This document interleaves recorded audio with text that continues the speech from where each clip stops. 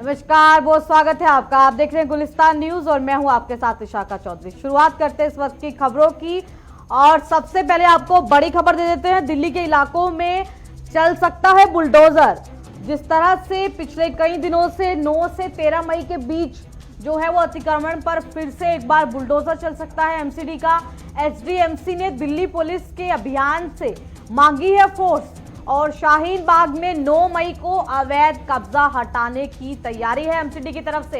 ये बड़ी खबर आप तक पहुंचा रहे हैं कि दिल्ली के इलाकों में जिन इलाकों का नाम पहले से सामने आ रहा था, शाहीन बाग, कालिंदी कुंज, इन सभी के नाम जो हैं वो लगातार, और अब उसमें 9 से 13 मई के बीच अतिक्रमण को लेकर एमसीडी का बुलडोजर चल सकता है। ये बड़ी खबर आप तक पहुंचा रहे हैं। जिस तरह से अतिक्रमण को लेकर एमसीडी का बुलडोजर चल रहा है दिल्ली के अलग अलग इलाकों में, अब शाहीन बाग में 9 मई को अवैध कब्जा हटाने को लेकर यह बुलडोजर फिर से चल सकता है।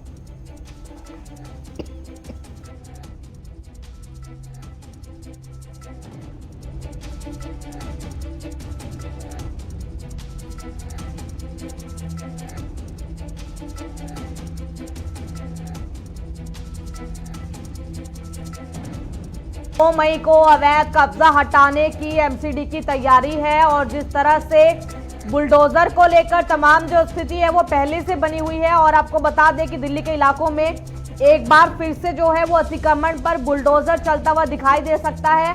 9 से 13 मई के बीच शाहीन बाग से अतिक्रमण हटाने को लेकर जो बुलडोजर है वो चलाया जा सकता है। एसडीएमसी ने दिल्ली पुलिस से अभियान के लिए फोर्स मांगी है। इससे पहले भी जहांगीरपुरी के लिए जो फोर्स है वो मांगी गई थी और अब दिल्ली के जो इलाका है शाहीन बाग, वहां से अतिक्रमण को हटाने के लिए एमसीडी का बुलडोजर फिर से चलता हुआ दिखाई दे सकता है। शाहीन बाग में 9 मई को अवैध कब्जा हटाने की तैयारी है एमसीडी की तरफ से।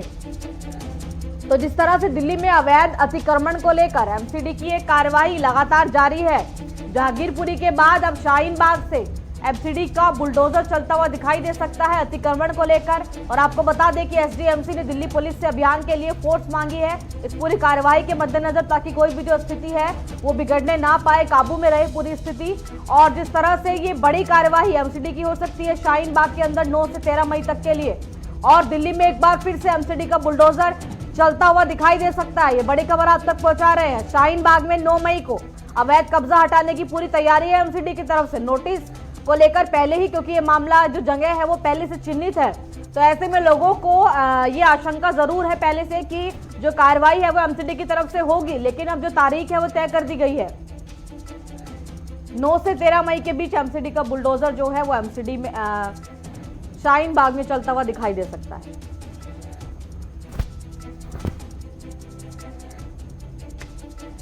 अरे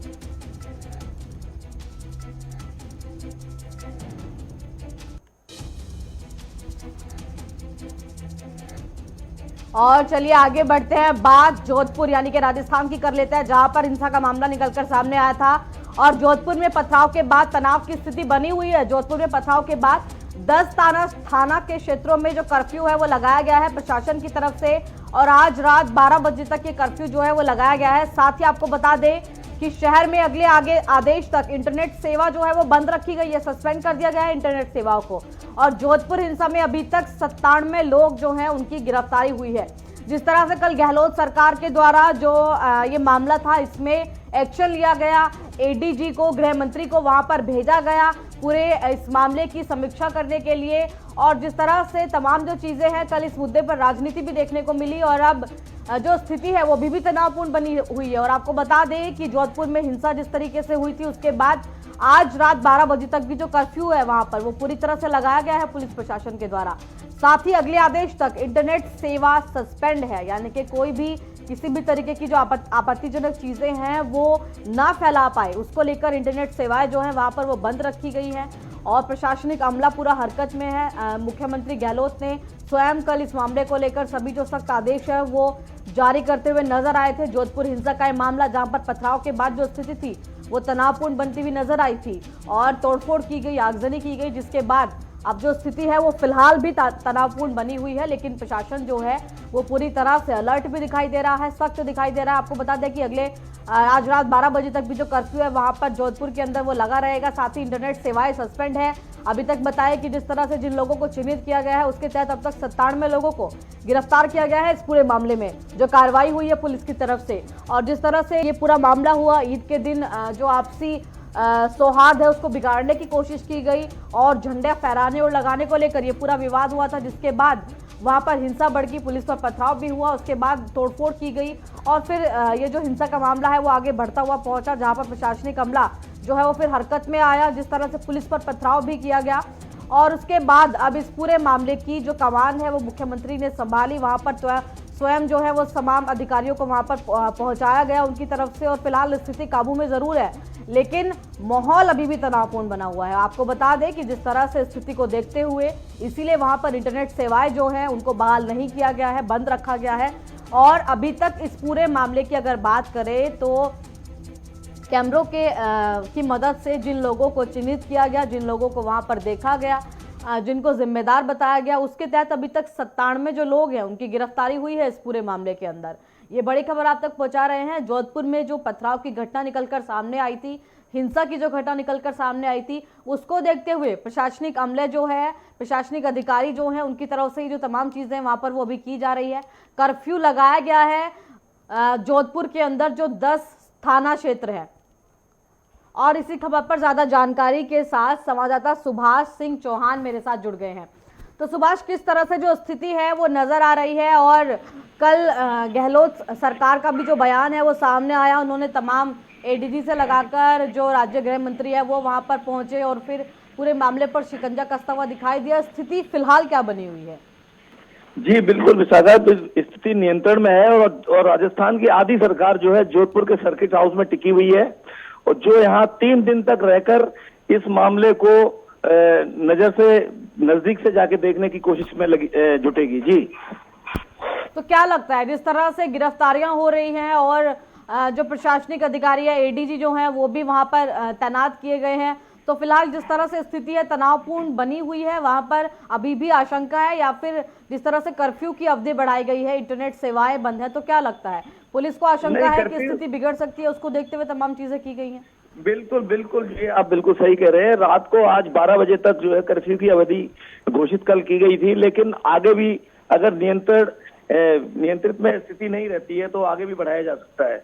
और जो एडीजे क्राइम है जो जयपुर से जोधपुर पहुंच चुके हैं, आईपीएस हवाई सिंह घुमरिया, इस पर पूरी नजर बनाए हुए हैं और जगह जगह वो पुलिस के साथ जाके लोगों में समझाइश भी कर रहे हैं और लोगों को आश्वासन दे रहे हैं कि आप सब लोग जो है इस सरकार में सुरक्षित हैं। जी, तो क्या लगता है जिस तरह से कल इस मुद्दे पर राजनीति भी देखने को मिली, कांग्रेस के नेता सुरजेवाला का बयान निकलकर सामने आता है कि बीजेपी की साजिश है तमाम हिंसा के पीछे, तो जिस तरह से और भी जो राजनीति है वो इस मुद्दे पर हुई, तो क्या राजनीति एक हिंसा के मुद्दे पर होना कितना ठीक है?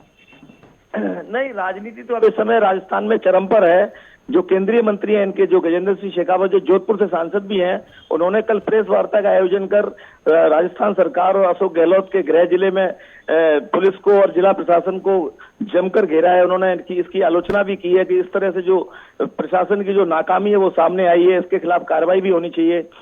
जी, तो किस तरह से जो कार्रवाई है वो आगे की रहेगी? अभी तक 97 गिरफ्तारियां हो चुकी है और किन किन लोगों के नाम है जो लगता है कि सामने आएंगे इस पूरे मामले में, और किस तरह से पुलिस जो है वो तफ्तीश कर रही है पूरे मामले की? टोटल अभी तक 11 एफआईआर दर्ज हुई है, जिसमें 8 एफआईआर सदापुरा थाने में है, 2 एफआईआर सदर थाने में और 1 खांडा बलसा थाने में दर्ज किया गया है। दोनों पक्षों ने एक दूसरे के खिलाफ मुकदमे दर्ज कराए हैं और उसी को लेकर जो है अब पुलिस मोड में है। 80 लोगों को शांति भंग के आरोप में गिरफ्तार किया गया है, वहीं 17 लोगों के खिलाफ एफआईआर जो दर्ज हुई है उसमें उनको डिटेन किया गया है। चलिए सुभाष, तमाम जानकारी देने के लिए आपका बहुत शुक्रिया और आपसे जानकारी जो है हम आगे लेते रहेंगे। फिलहाल आगे बढ़ते हैं। आज बंगाल के दौरे पर रहेंगे गृह मंत्री अमित शाह, ये बड़ी खबर आप तक पहुंचा रहे हैं। बंगाल के 3 दिवसीय दौरे पर पहुंचे हैं अमित शाह और आज शाम 4 बजे कोलकाता पहुंचेंगे अमित शाह। 5 मई को सरकारी कार्यक्रम में शामिल होंगे। बंगाल में सरकारी कार्यक्रम में हिस्सा लेंगे गृह मंत्री अमित शाह। और जिस तरह से बंगाल का ये महत्वपूर्ण दौरा है केंद्रीय गृह मंत्री अमित शाह का, और आज शाम 4 बजे कोलकाता पहुंचेंगे अमित शाह। 5 मई को सभी जो सरकारी कार्यक्रम है बंगाल के अंदर उनमें शामिल भी होंगे और बंगाल में सरकारी जो कार्यक्रम है उनमें हिस्सा लेते हुए भी नजर आएंगे गृह मंत्री। और जिस तरह से बंगाल में जब भी कोई नेता मंत्री पहुंचता है तो पूरी तरह से जो नजरें हैं वो रहती हैं कि किस तरह से बंगाल के दौरे पर रहेंगे, क्या क्या चीज़ें जो हैं वो उनकी तरफ से कही जाएंगी, किस तरह से जो तमाम चीज़ें हैं उनको देखा जाएगा कि आखिरकार बंगाल सरकार, ममता बनर्जी की सरकार किस तरह से वहाँ की जनता के लिए क्या कुछ कर रही है। और उसके बाद फिर जिस तरह से केंद्रीय गृह मंत्री अमित शाह का ये दौरा है और 5 मई को वहां पर जो सरकारी कार्यक्रम है उनमें शामिल होते हुए भी नजर आएंगे गृह मंत्री। और जिस तरह से बंगाल का ये 3 दिवसीय दौरा अमित शाह का, और आज शाम 4 बजे आपको बता दें कि कोलकाता पहुंचेंगे अमित शाह, जिसके बाद वहां से अपने 3 दिवसीय दौरे की बंगाल के वो शुरुआत करेंगे। 5 मई को सरकारी कार्यक्रम में शामिल होंगे, सरकारी कार्यक्रम में सभी उनके हिस्सा लिया जाएगा। और गृहमंत्री अमित शाह का बंगाल में सरकार गठन के बाद ये अहम दौरा हो सकता है, तमाम चीजें उनकी तरफ से कही जा सकती हैं वहां पर जो स्थिति है उसको लेकर। और गृह मंत्री बंगाल जब जब जाते हैं तब तब सियासत जो है वो भी छिड़ती हुई नजर आती है, अलग अलग जो बयान है वो निकलकर सामने आते हैं दोनों नेताओं के, चाहे वो ममता बनर्जी हो या फिर अमित शाह हो। और जिस तरह से ये अहम दौरा हम कह सकते हैं बंगाल का, जो 3 दिवसीय रहने वाला है अमित शाह का। और आज शाम 4 बजे आपको बता दें कि कोलकाता पहुंचेंगे अमित शाह, उसके बाद वहां से जो सभी उनके आयोजन है दौरे को लेकर उनमें शामिल होंगे। और आपको बता दें कि इसी के साथ 3 दिवसीय जो दौरा है आगामी 3 दिनों तक का, वो अमित शाह का बंगाल के अंदर रहने वाला है, जिसमें अलग अलग जगह अलग अलग कार्यक्रम में वो हिस्सा लेते हुए नजर आएंगे। 5 मई को सरकारी कार्यालय में शामिल होंगे, साथ ही इसके बाद अलग अलग जो सरकारी कार्यक्रम होने हैं 3 दिनों तक उनमें भी शामिल होंगे गृह मंत्री अमित शाह। तो जिस तरह से केंद्रीय गृह मंत्री अमित शाह का बंगाल का यह दौरा कई मायनों में महत्वपूर्ण होगा और उनके दौरे के दौरान भी कई जो सारी चीजें हैं वो देखने को मिलेंगी।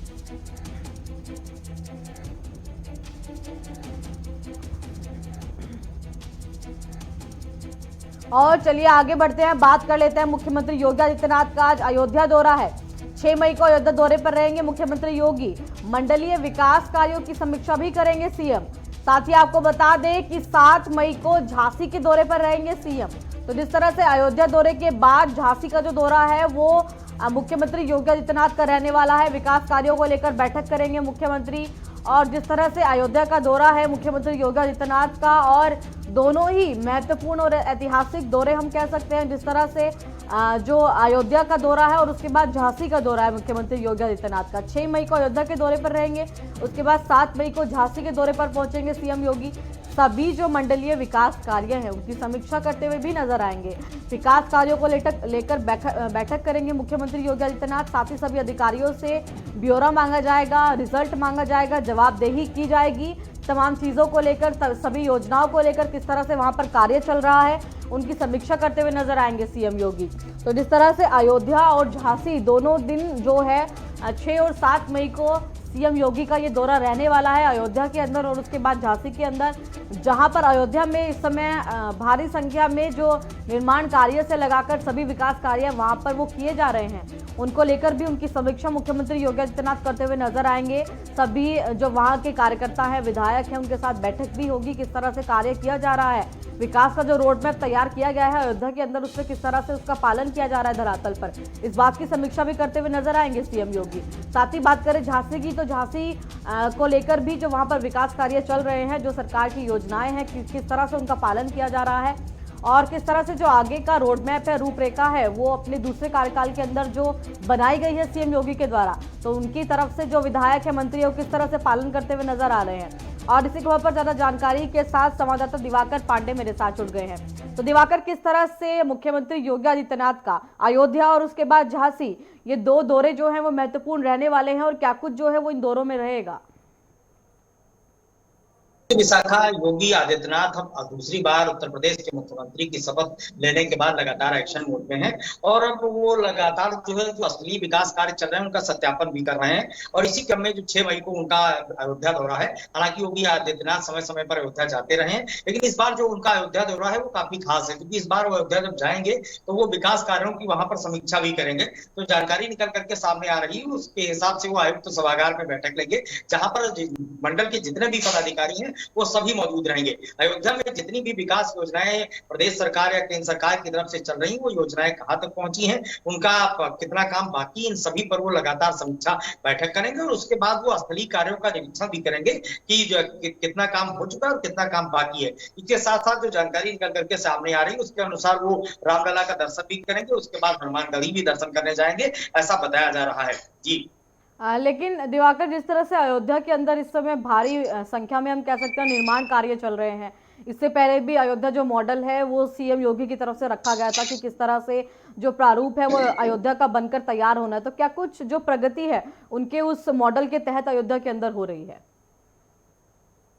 जी विशाखा, निश्चित रूप से इस समय अयोध्या राष्ट्रीय और अंतर्राष्ट्रीय परिदृश्य पर काफी लाइमलाइट में है, क्योंकि अयोध्या में तमाम विकास कार्य चल रहे हैं और साथ ही साथ राम मंदिर का निर्माण भी चल रहा है। साथ ही साथ यहाँ पर जो है हवाई अड्डा और बस स्टेशन, इस प्रकार के कई विकास कार्य चल रहे हैं। तो इसको लेकर के योगी आदित्यनाथ लगातार जो है अयोध्या का दौरा करते भी रहे हैं और लगातार विकास कार्यों की मॉनिटरिंग कर रहे हैं। अब चूंकि यहाँ पर काम चल रहे हैं, योगी सरकार दूसरी बार अस्तित्व में आई है, तो उस विकास कार्यों की मॉनिटरिंग होने जा रही है कि आखिर कितना काम योजनाओं पर बाकी है और कितना काम हो चुका है। साथ ही साथ जब वो स्थलीय कार्य का निरीक्षण करेंगे तो कार्यों की गुणवत्ता भी देखेंगे कि किस तरीके से जो काम हो रहे हैं वो अच्छी तरीके से हो रहे हैं कि नहीं हो रहे हैं, क्योंकि आने वाले समय में अयोध्या पर्यटन की दृष्टि से भारत का सबसे बड़ी जगह बनने जा रही है। वहां पर अंतरराष्ट्रीय जो दर्शक होंगे, जो पर्यटक होंगे वो आएंगे, तो निश्चित रूप से जो अयोध्या की सुविधाएं हैं वो भी अंतरराष्ट्रीय के स्तर की होनी चाहिए। तो इसी को लेकर के जो सरकार द्वारा लगातार बहुत सी योजनाएं अयोध्या में चल रही हैं, उन्हीं की समीक्षाएं बैठक करेंगे और उन्हीं का स्थलीय निरीक्षण भी योगी करेंगे, ऐसा बताया जा रहा है जी।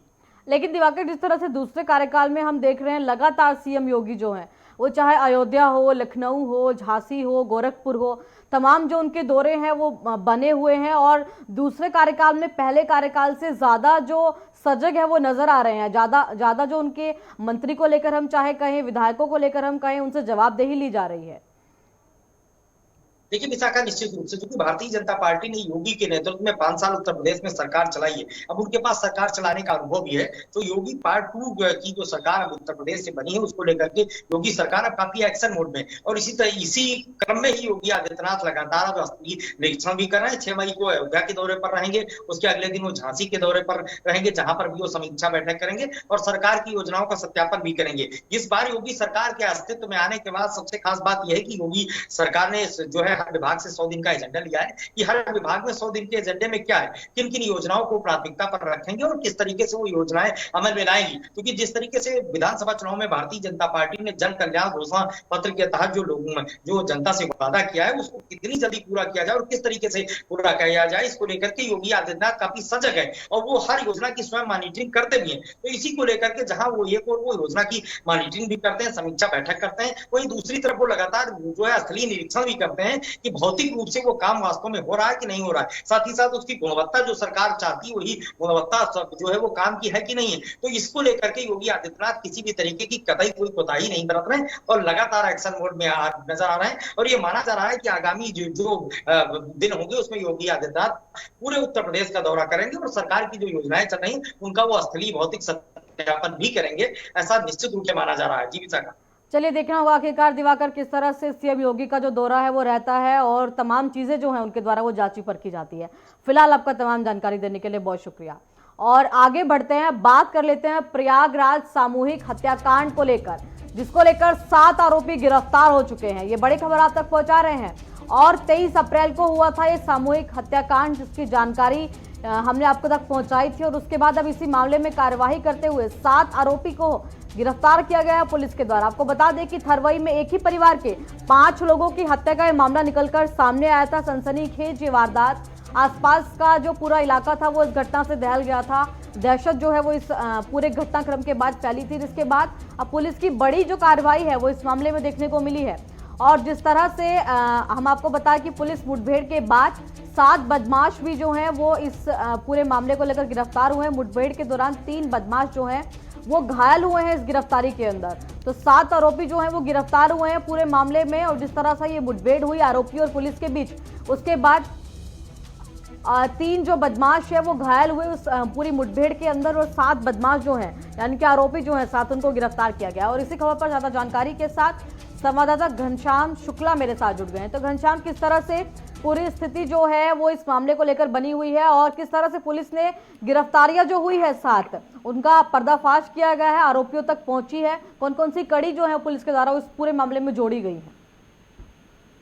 जी, आपको बता दें विशाखा कि काफी दिनों से जो है प्रयागराज के गंगा पार क्षेत्र में हत्याओं का सिलसिला जो है लगातार जारी था और इसमें जो है ये पुलिस के लिए एक चुनौती बनी हुई थी और इसको जो है कल जो है पुलिस ने जो है अंतर्राज्यीय कुख्यात दुर्दांत हत्यारों को जो है गिरफ्तार किया है। इसमें 7 अपराधियों को गिरफ्तार किया है, जिसमें तीन जो है बदमाश जो है पुलिस की गोली लगने से गंभीर रूप से घायल हुए हैं। तो किस तरह से पूरी जो मुठभेड़ हुई है, लेकिन वहां इन आरोपियों तक किस तरह से पुलिस के द्वारा पहुंचा गया? क्योंकि 7 आरोपी जो है इस पूरे मामले में अभी तक गिरफ्तार हुए हैं इस मुठभेड़ के दौरान, लेकिन जिस तरह से पुलिस पहुंची इन आरोपियों तक, कौन सी ऐसे सबूत थे, गवाह थे, या फिर हम कहें कि कौन सी कड़ियों को जोड़ते हुए जो तमाम आरोपी है उन तक पुलिस पहुंची, गुत्थी कैसे सुलझाई गई इस पूरी घटनाक्रम की? जी, आपको बता दें कि जो अभी तक हमें सूत्रों द्वारा जानकारी मिली है उसमें बता दें कि ये पुलिस के लिए तो काफी चुनौती बनी हुई थी और पिछले साल 2021 में जो है नवंबर के महीने में जो है फाफामऊ के गोहरी गांव में भी 4 लोगों की हत्या हुई थी और अभी पिछले 23 अप्रैल को भी 5 लोगों की हत्या हुई थी, जो पुलिस के लिए एक चुनौती बनी हुई थी। और पुलिस जो है एसटीएफ और तमाम अपने सूत्रों के साथ लगकर जो है इस घटना का अनावरण की है और इसकी जो पुलिस का प्रेस कॉन्फ्रेंस है ये लगभग 2 बजे एडीजी के द्वारा रखी गई है। तो पूरे घटना के पीछे क्या लूट की जो आशंका थी, लूट की मंशा से ये पूरी की गई है, चोरी की मंशा से की गई है, या फिर क्या जो रीजन रहा है, कारण रहा है वो इस पूरे घटनाक्रम के पीछे रहा है कि 5 लोगों की सामूहिक हत्या कर दी गई? जी, बता दें कि ये जो है अभी तक जो सामने आ रहा है, क्योंकि ये अंतर्राष्ट्रीय स्तर के जो गैंग हैं, तो हम ये कयास लगा सकते हैं कि ये घटना जो है ये डकैती या फिर किसी और भी नियत से हो सकती है। इसकी जानकारी तो अभी तक पुख्ता रूप से नहीं हो पाई है, आगे हम अपने दर्शकों को देने का प्रयास करेंगे। चलिए घनश्याम, देखना होगा आखिरकार किस तरह से पुलिस जो है वो इस पूरे मामले में और कुछ कार्रवाई जो है वो नजर आती है करती हुई। फिलहाल आपका तमाम जानकारी देने के लिए बहुत शुक्रिया। और आगे बढ़ते हैं, बात कर लेते हैं मुख्यमंत्री भगवत मान की, जो आज विधायकों के साथ बैठक करने जा रहे हैं। ये बड़ी खबर आप तक पहुंचा रहे हैं। चंडीगढ़ के म्युनिसिपल भवन में सुबह 11 बजे बैठक होगी और धान की सीधी रोपाई समेत अलग अलग मुद्दों पर इस बैठक में चर्चा की जाएगी। यानी कि कृषि जो है वो इस बैठक का केंद्र रहेगा। जिस तरह से सीएम भगवत मान जो है वो इस बैठक के अंदर कार्यवाही जो है वो करते हुए नजर आएंगे, चर्चा करते हुए नजर आएंगे सभी विधायकों से। आपको बता दें कि विधायकों से उनके हलके का रिपोर्ट कार्ड भी लेंगे सीएम भगवत मान। यानी कि विधायकों की जो पूरी बैठक है वो ले रहे हैं और क्या क्या जो कार्य हैं वो विधायकों की तरफ से किए गए हैं अपने अपने क्षेत्र के अंदर, अपनी अपनी विधानसभाओं के अंदर, उसका पूरा ब्यौरा जो है वो सीएम भगवत मान की तरफ से लिया जाएगा इस बैठक के अंदर। और विधायकों के साथ ये अहम बैठक, जिसमें चंडीगढ़ के म्युनिसिपल भवन में सुबह 11 बजे बैठक होगी। और इसी खबर पर ज्यादा जानकारी के साथ पंजाब के रीजनल हेड नवदीप छाबड़ा मेरे साथ जुड़ गए हैं। तो नवदीप, किस तरह से अब जो बैठक है सीएम भगवत मान की आज रहेगी और विधायकों के साथ उनकी बैठक है, हर एक विधानसभा से जो रिपोर्ट कार्ड है हर एक विधायक का, वो सीएम जो भगवत मान है वो लेते हुए नजर आएंगे? देखिए विशाखा, मुख्यमंत्री भगवंत मान ने जब से कार्यभार संभाला है वो लगातार बैठकें जो है विधायकों के साथ कर रहे हैं। कारण साफ है, क्योंकि हर एक क्षेत्र की अलग समस्या होती है, अलग डिमांड होती है, अलग मुद्दे होते हैं और अलग कहीं ना कहीं प्राथमिकताएं रहती है विकास को लेकर। यही कारण है कि वो जब सभी विधायकों के साथ पहली बैठक रखी गई थी एक निजी होटल के अंदर, तो उनको कहा गया था कि वो अपने अपने इलाकों के अंदर जाकर गाँव में, शहरों में, कस्बों में, मंडियां जो हैं वहां पर लोगों से संवाद करें, वहां पर जाने के वहां क्षेत्र की समस्या क्या है। क्योंकि आमतौर पर क्या होता था कि पंजाब स्तर पर कई ऑर्डर जारी कर दिए जाते थे कि इतनी नहरें बनेंगी, इतनी गलियां बनाई जाएंगी, इतनी सड़कें बनेंगी, लेकिन कई बार क्या होता है कि क्षेत्र के अनुसार कई बार अलग अलग डिमांड रहती है। तो उनका ये मानना है कि हर एक विधायक से फीडबैक लेकर और जो डिमांड उस इलाके की है कि वहां पर किस चीज की जरूरत है, उसी के अनुसार उस इलाके को या उस विधायक को जो फंड है वो जारी किया जाएगा, जो ग्रांट है जारी की जाएगी। यही कारण है कि एक तो पंजाब सरकार ने जो फैसले लिए हैं वो धरातल पर कैसे लागू हो रहे हैं, अधिकारी बात मान रहे हैं या नहीं मान रहे हैं, लोगों को बेनिफिट मिल रहा है या नहीं मिल रहा है। और खासतौर पर दो बड़ी योजनाएं, एक तो अभी धान की रोपाई का सीजन है और सरकार ने जो 1500 रुपए प्रति एकड़ सहायता देने का ऐलान किया कि अगर सीधी रोपाई किसान करेंगे तो उनको 1500 रुपए प्रति एकड़ सहायता दी जाएगी। इसको लेकर सीएम चाहते हैं कि ये योजना ज्यादा से ज्यादा किसानों तक पहुंचे और विधायक खुद किसानों के पास जाएं, उनको जागरूक करें और पानी की बचत के बारे में उनको बताएं किस तरीके से पानी की बचत करके हम सरकारी लाभ ले सकते हैं। और वो चाहते हैं कि ज्यादा से ज्यादा किसान इसका लाभ ले। दूसरा, हाल ही के अंदर पंजाब सरकार ने जो एक नई योजना की शुरुआत की है कि घर का राशन बांटा जाएगा, तो उसकी सूचियां तैयार करनी है, वो कैसे इम्प्लीमेंट होगा, कैसे ग्राउंड पर उसको लागू किया जाएगा, उसके लिए भी विधायकों को एक तरीके से तैयार किया जाएगा कि वो कैसे नजर रखें ताकि ना तो राशन की हेराफेरी हो और लोगों को सही तरीके से राशन मिल पाए सही समय पर। इसको लेकर भी वो विधायकों के साथ संवाद करते हुए नजर आएंगे। विशाखा, चलिए नदीप, देखना होगा आखिरकार किस तरह से इस बैठक के बाद जो तमाम स्थिति है वो सीएम भगवत मान की तरफ से रखी जाती है। फिलहाल आपका तमाम जानकारी देने के लिए बहुत शुक्रिया और अभी के लिए इतना ही। आगे के लिए आप बने रहिए हमारे साथ। नमस्कार।